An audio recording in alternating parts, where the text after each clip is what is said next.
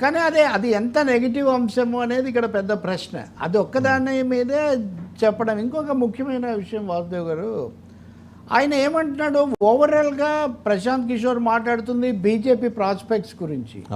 400 సీట్లు వస్తాయి లేకపోతే 370 వస్తాయి అనేది మైండ్ గేమ్ మాత్రమే కాదు అని ఆయన చెప్తున్నాడు.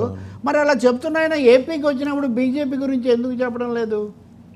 అలాగే బీజేపీతో పొత్తు పెట్టుకున్నటువంటి చంద్రబాబు నాయుడు లేదా ఎన్డీఏ కూటమి ఏపీలో ఎలా పర్ఫార్మ్ చేస్తుందనేది ఎందుకు చెప్పడం లేదు? ఎన్నికల ఫలితాలను అన్ని ఫ్యాక్టర్స్ కూడా నిర్ణయిస్తాయి కదా.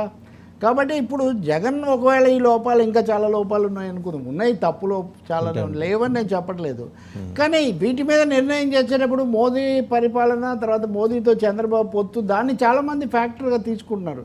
చంద్రబాబే తీసుకుంటున్నాడు ప్రతి సభలో, నేను మోడీతో బీజేపీతో పొత్తు పెట్టుకున్నా కానీ మైనార్టీలకు న్యాయం చేస్తానని 1కి 4